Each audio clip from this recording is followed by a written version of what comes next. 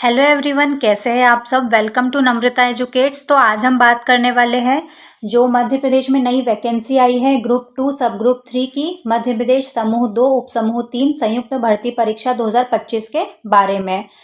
ESB Vyapam की जगह ये चेंज हो गया है, तो यह वैकेंसी निकालता है और मध्य प्रदेश में ऐसा ही होता है। अभी एएसआई की वैकेंसी आई थी, एसआई की भी आने वाली है। तो जब भी वैकेंसी आती है तो एक साथ सारी आ जाती है और कुछ साल सूखा पड़ा रहता है, कुछ वैकेंसी नहीं आती है। तो अभी मौका मिला है तो फॉर्म फिल कर देना। पूरी इन्फॉर्मेशन देने वाली हूँ इसमें, जो जो भी ज़रूरी है। देखो, वैसे तो पूरी 111 पेज का नोटिफिकेशन रूल बुक आई है, तो अगर वो पढ़ना है तो मैंने टेलीग्राम चैनल पर अपलोड कर दी है। डिस्क्रिप्शन में टेलीग्राम चैनल का लिंक दिया हुआ है, तो उस पर जाकर पढ़ सकते हो।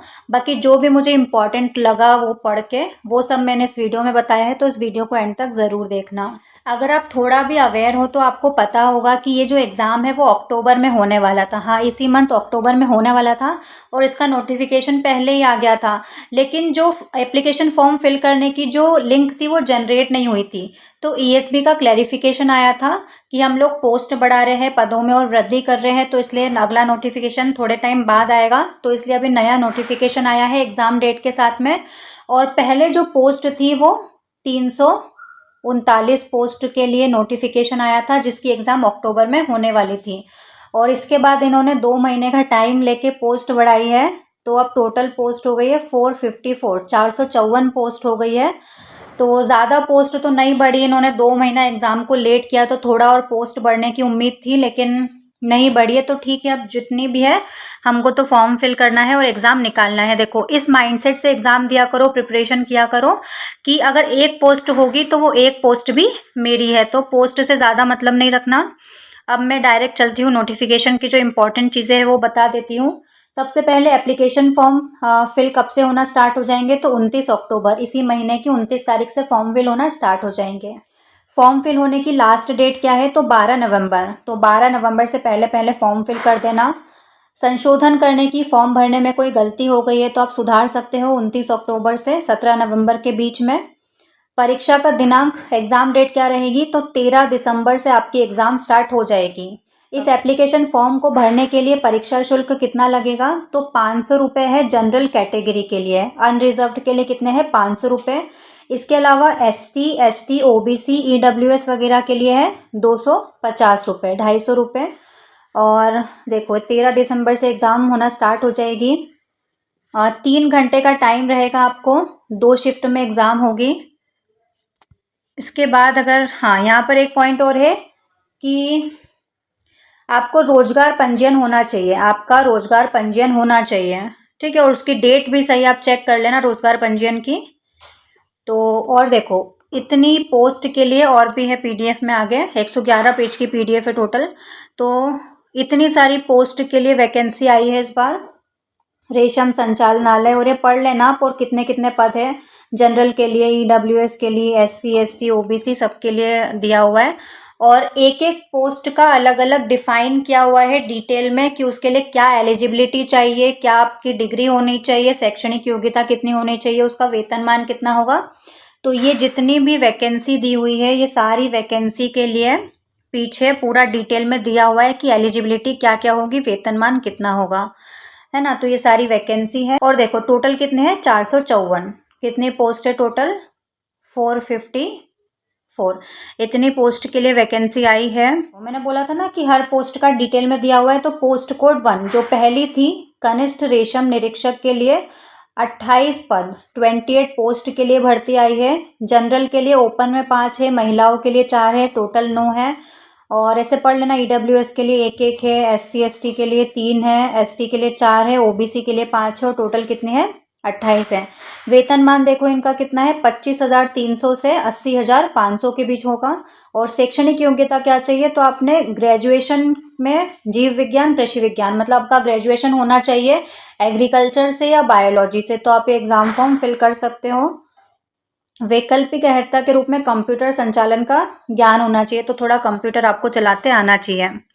ऐसे ही हर पोस्ट के लिए दिया हुआ है, तो बहुत लंबा हो जाएगा वीडियो। पोस्ट कोड 3 मेन में बता देती हूँ, 2-4। पोस्ट कोड 3 के लिए बायोमेडिकल इंजीनियर। देखो, शैक्षणिक योग्यता क्या चाहिए आपको, बी चाहिए बायोमेडिकल इंजीनियर। 300 बिस्तरी अस्पताल में 1 साल का अनुभव होना चाहिए। पोस्ट कोड 4 ऑक्यूपेशनल थेरेपिस्ट है, इसमें मान्यता प्राप्त विश्वविद्यालय से ऑक्यूपेशनल थेरेपिस्ट की डिग्री होनी चाहिए। ये तो इतना इम्पोर्टेंट नहीं है। देखो और आगे तो मैंने निकाला था इसमें पोस्ट कोड 16 कनिष्ठ आपूर्ति अधिकारी, टोटल कितने 65 पोस्ट है, 65 पोस्ट है, तो ये अच्छा है। वेतनमान 28,700 से 91,300 है, लेवल 7 का। और शैक्षणिक योग्यता में क्या मांगा है, तो किसी मान्यता प्राप्त विश्वविद्यालय से स्नातक उपाधि, ग्रेजुएशन की डिग्री होनी चाहिए जिसमें भौतिक एक विषय हो। आपके पास ग्रेजुएशन में जो आपने ग्रेजुएशन किया है उसमें एक सब्जेक्ट क्या होना चाहिए, आपका फिजिक्स होना चाहिए।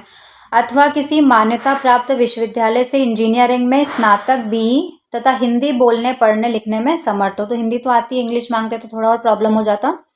हिंदी बोलना पढ़ना लिखना तो आता ही है। स्नातक देखो और में दिया है, या तो आपके पास ग्रेजुएशन हो जिसमें फिजिक्स होना चाहिए, या आपके पास इंजीनियरिंग BE की डिग्री होनी चाहिए। तो ये एक अच्छी पोस्ट है। इसके अलावा एक और थी पोस्ट कोड 56 पर सहायक प्रोग्रामर की है। तो 2 ही पद है इसमें, तो सिर्फ शासन द्वारा मान्यता प्राप्त संस्थान से BE कंप्यूटर साइंस होना चाहिए और 60% होना चाहिए उसमें। पोस्ट कोड 57 ये अच्छा है, 16 पद है इसमें, 16 पोस्ट है टोटल। ये पढ़ लेना UR की कितनी है, SC ST OBC वगैरह की। वेतनमान 25,300 से 80,500, वो भी अच्छा है। और शैक्षणिक योग्यता कि BCA BSc कंप्यूटर साइंस, स्नातक PGDCA 50% अंक के साथ। तो या तो आपके पास BCA होना चाहिए, BSc कंप्यूटर साइंस होना चाहिए और PGDCA 50% अंक के साथ होना चाहिए, तो आप इसके लिए एलिजिबल हो जाओगे। तो ये तो मैंने सिर्फ 2-4 पोस्ट का बताया है, आप पूरा रूल बुक में जाके देख लेना, आपके पास कोई डिग्री है और उसके लिए कोई पोस्ट अगर निकला है तो। एग्ज़ाम सेंटर देखो, भोपाल, इंदौर, जबलपुर, खंडवा, नीमच, रतलाम, रीवा, सागर, सतना, सीधी, उज्जैन, अनूपपुर एग्ज़ाम सेंटर होंगे आपके परीक्षा केंद्र। सिलेबस की अगर मैं बात करूँ तो देखो, एक प्रश्न पत्र रहेगा एग्जाम में, कितना, एक क्वेश्चन पेपर होगा 200 नंबर का, एक क्वेश्चन पेपर होगा 200 नंबर का, 3 घंटे का टाइम मिलेगा उसको सॉल्व करने के लिए। वो एक ही क्वेश्चन पेपर 2 पार्ट में डिवाइड होगा, part A part B। Part A का देखो सिलेबस क्या है, कौन कौन से सब्जेक्ट आएंगे, तो सामान्य ज्ञान, सामान्य हिंदी, सामान्य अंग्रेजी, सामान्य गणित, सब जनरली आने वाला है, मैथ्स, हिंदी, अंग्रेजी, गणित, सामान्य तार्किक योग्यता, रीजनिंग, सामान्य विज्ञान, साइंस, सामान्य कंप्यूटर ज्ञान, ये जनरल होना चाहिए और 100 मार्क्स का ये होगा पार्ट A। उसी पेपर में पार्ट B रहेगा संबंधित विषय, वो 100 नंबर का रहेगा, तो ऐसे टोटल 200 नंबर। संबंधित विषय का भी PDF में आगे बताया है। तो जैसे मैंने आपको बताया था ना, पोस्ट कोड 1 पोस्ट कोड 2, यहाँ पर हर किसी के लिए इतनी सारी पोस्ट है, जैसे पोस्ट कोड 56 पोस्ट कोड 57 है ये।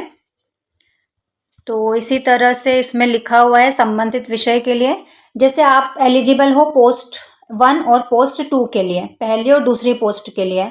तो जो सेकंड पार्ट होगा आपके क्वेश्चन पेपर का, उसमें आपसे क्या पूछेंगे, जीव विज्ञान पूछेंगे और कृषि विज्ञान पूछेंगे। और लेवल क्या रहेगा प्रश्नों का, तो आपका ग्रेजुएशन लेवल के क्वेश्चंस आपके उस पेपर में आएंगे। ऐसे ही सबका दिया है यहाँ पर, आप पढ़ लेना क्योंकि बहुत सारा है। मैंने 56 और 57 और पोस्ट 16 का बताया था। तो देखो पोस्ट 16 जो है उसमें फिजिक्स, केमिस्ट्री और मैथ्स पूछा जाएगा आपसे, स्नातक मतलब ग्रेजुएशन लेवल का। और पोस्ट 56 और 57 में आपसे कंप्यूटर साइंस पूछा जाएगा ग्रेजुएशन लेवल का। तो ये सारी पोस्ट का दिया हुआ है बहुत अच्छे से, तो आप पढ़ लेना। जनरल इन्फॉर्मेशन मैंने आपको सारी बता ही दी है। एज लिमिट में बता देती हूँ, तो एज लिमिट है आपकी 18 से 40 साल। कब से कब तक एज लिमिट, 18 से 40 साल। रोजगार पंजीयन होना चाहिए। एप्लीकेशन फॉर्म भरने की डेट याद रखना, एग्ज़ाम 13 दिसंबर से स्टार्ट होगी। इसके अलावा ये पूरा रूल बुक मैंने अपने टेलीग्राम चैनल पर डाल ही दिया है, तो आप वहां जाकर देख सकते हो।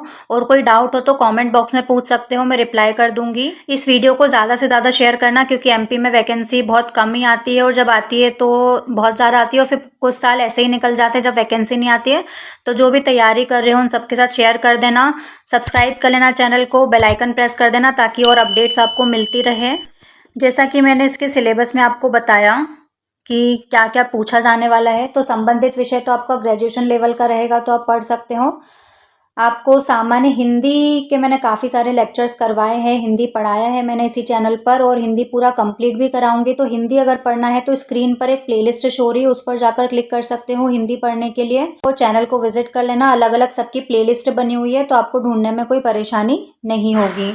इसके अलावा मैथ्स, रीजनिंग या कुछ और पढ़ना चाहते हो तो वो कॉमेंट में मुझको बता सकते हो। हम मिलते हैं नेक्स्ट वीडियो में।